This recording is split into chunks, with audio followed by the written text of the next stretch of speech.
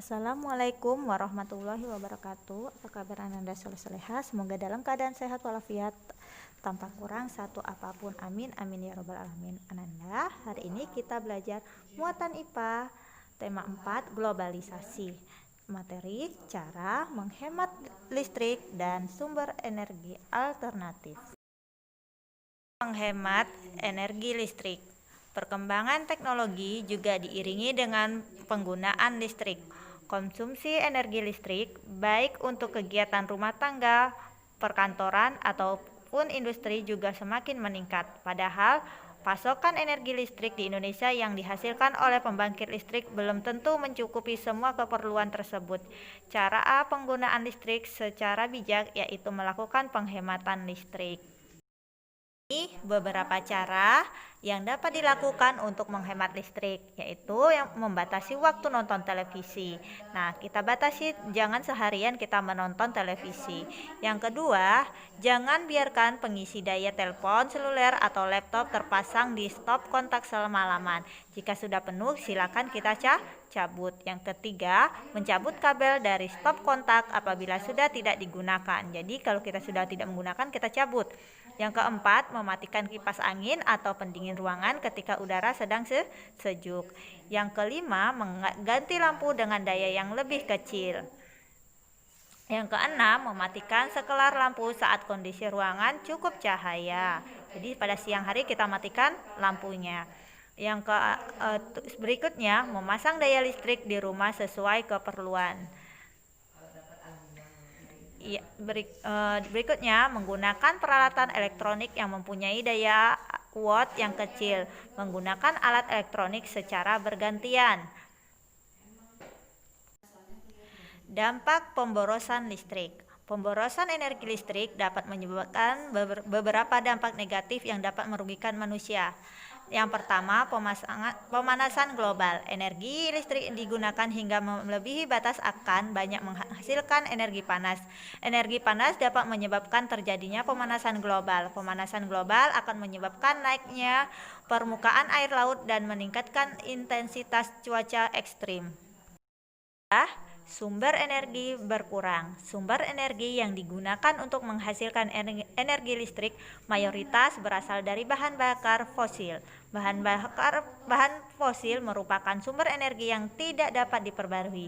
Semakin banyak penggunaan energi listrik, penggunaan bahan bakar fosil semakin besar. Akibatnya, cadangan bahan bakar fosil akan semakin berkurang. Yang ketiga, biaya pengeluaran membesar.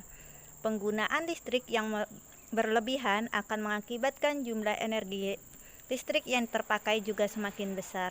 Jumlah energi listrik yang terpakai dapat dilihat pada kWh meter. Jika nilai kWh semakin besar, biaya listrik yang ditanggung juga semakin besar.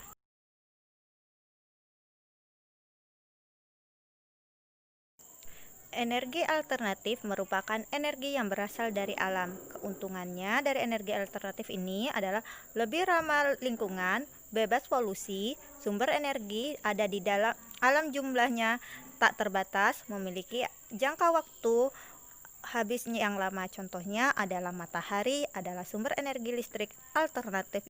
Pembangkit listrik tenaga surya atau PLTS menggunakan sumber energi dari sinar matahari. Peralatan yang digunakan berupa panel surya, yaitu sebuah alat berbentuk lempengan logam yang mampu mengubah energi matahari menjadi energi listrik.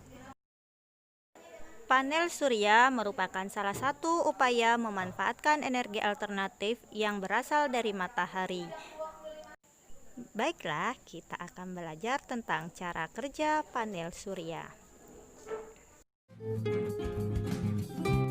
Energi yang dihasilkan oleh matahari disebut energi surya.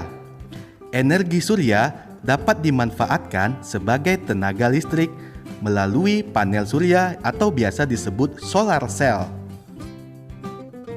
Panel surya dipasang menghadap ke atas untuk menangkap sinar matahari. Panel surya terdiri dari dua lapisan semikonduktor.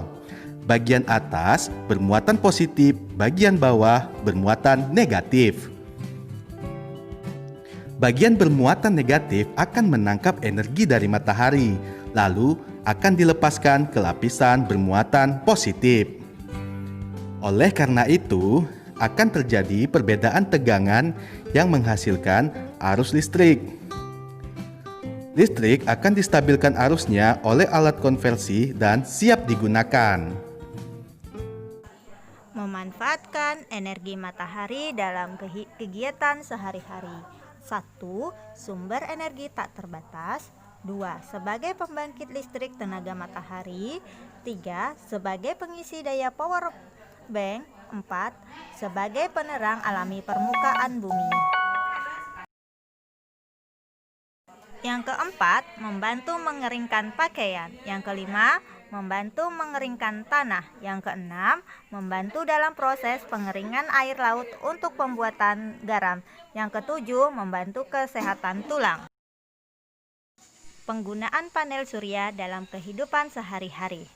Panel surya pada atap rumah untuk mencukupi kebutuhan energi listrik di rumah tersebut.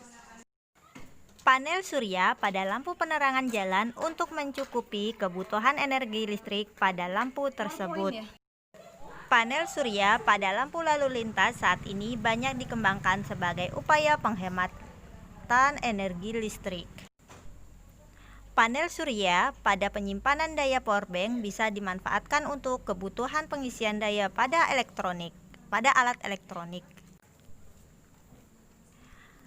Aluminium foil digunakan untuk mengumpulkan energi panas dari matahari ke suatu titik sehingga dapat memanaskan makanan.